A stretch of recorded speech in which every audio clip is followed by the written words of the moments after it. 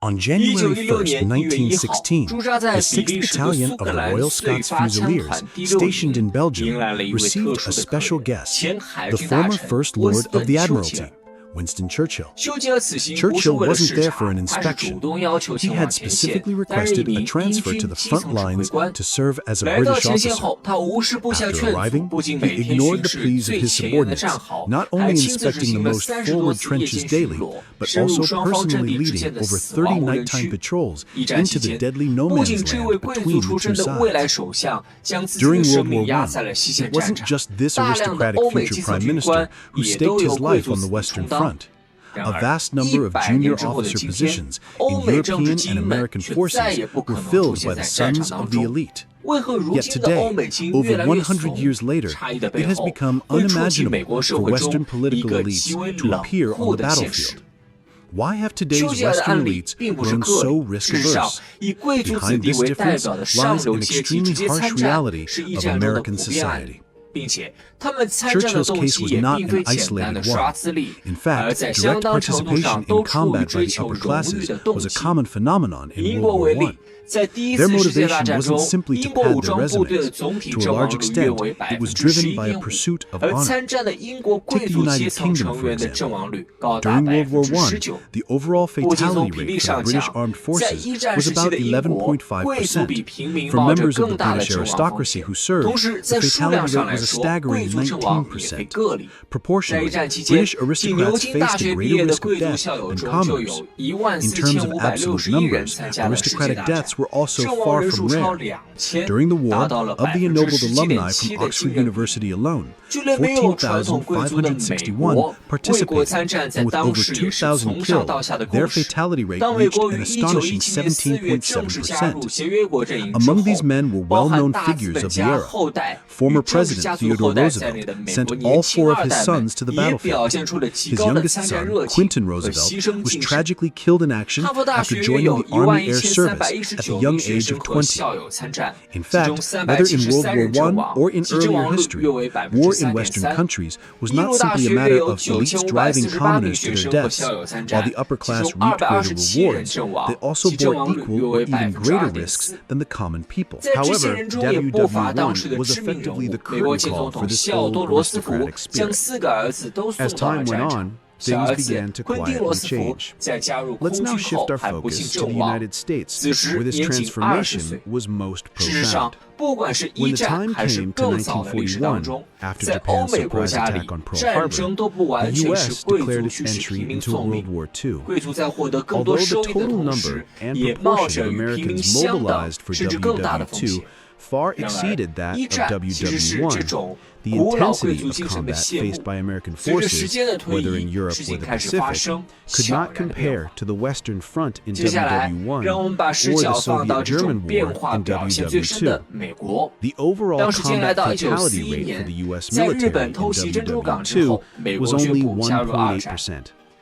While participants certainly included future presidents like John F. Kennedy, George H.W. Bush, and Gerald Ford, the risks they faced were significantly lower than those of the British aristocracy in WW1. Still, the American elite in WW2 at least knew how to put on a show. Once the war was over, they stopped pretending. After the outbreak of the Korean War, the U.S. again mobilized a massive number of military personnel to intervene on the peninsula. According to statistics, the U.S. mobilized a total of 5.72 million combat and non-combat personnel, with 1.789 million formally deployed to the Korean theater. While not as large as the WW2 mobilization, this was still a substantial number. Yet during the Korean War, elite participation, in both numbers and proportion, plummeted. Among the tens of thousands of American soldiers killed in Korea, only about 200 were graduates of Ivy League schools, and there were no more examples like Clinton Roosevelt. The reason America's elites didn't fight wasn't that they viewed the Korean War as an unjust or wrongful war. Rather, they began to fear the casualties. The student deferment system for students at prestigious universities began to be widely used. For the children of elite families, staying at Yale or Harvard Harvard to complete their studies was not only safer, but also became a far more attractive path in terms of personal benefit than heading to the front lines. From the Korean War onward, war became a chasm separating America's elites from its common citizens. America's powerful mobilized the military to impose their will across the globe, while the direct victims of war and the soldiers who died in it had almost no connection to the country's elite class.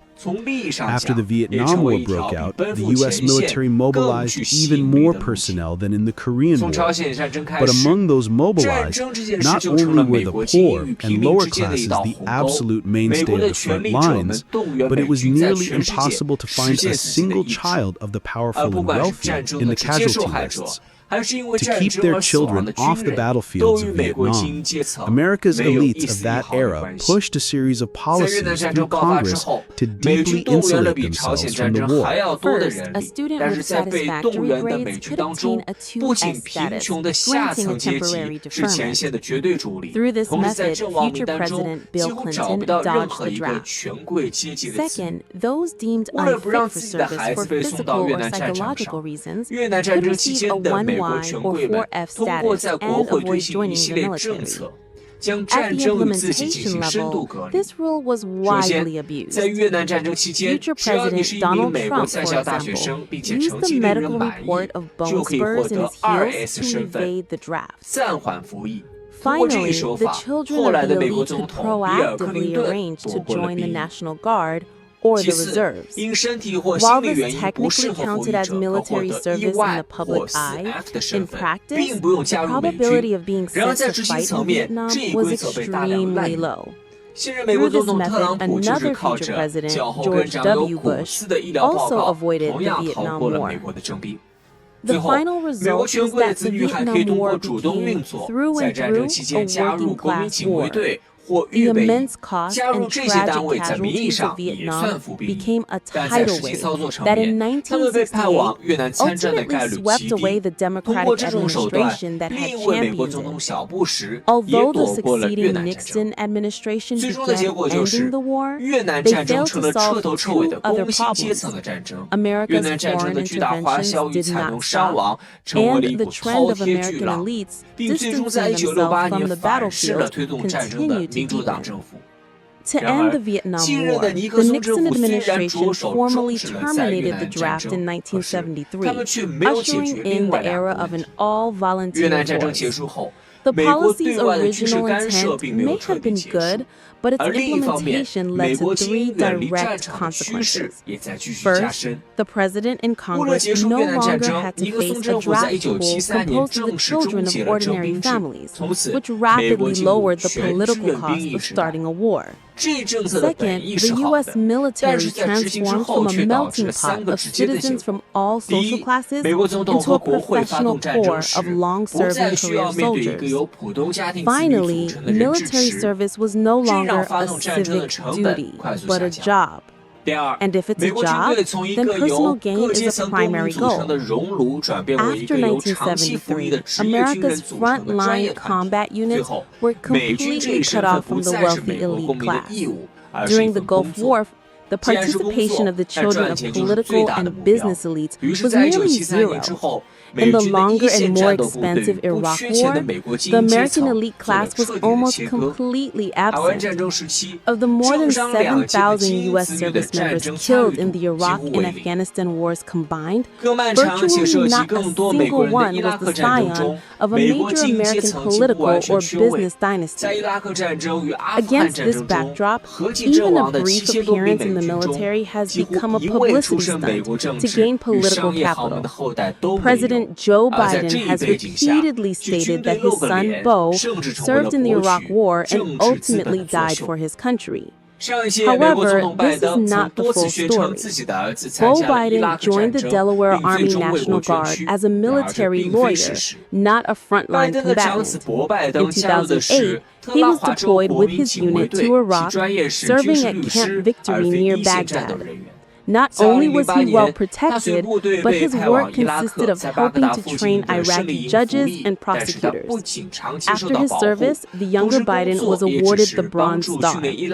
If not for his tragic death from brain cancer in 2015, he might have used his performative military experience to inherit his father's political legacy. U.S. Senator J.D. Vance is another master of using the system. In 2003, seeking career opportunities after high school, he enlisted in the U.S. Marine Corps. However, Vance's job was not as a frontline soldier, but as a combat correspondent. During his 4-year service, he was deployed to Iraq for just a 6-month mission. After his service, he leveraged this record to not only secure admission to Ohio State University and Yale Law School, but also to promote his military experience on his path to high political office. Objectively speaking, this transformation isn't about the American elite class becoming cowardly. Rather, in the context of modern society, they have completely abandoned traditional concepts of honor and national identity, becoming increasingly selfish and utilitarian. Today, all of America's military actions have become a matter of elites directing from afar, while commoners die on the front lines. Whether a military like this can still guarantee America's global hegemony is a question well worth asking.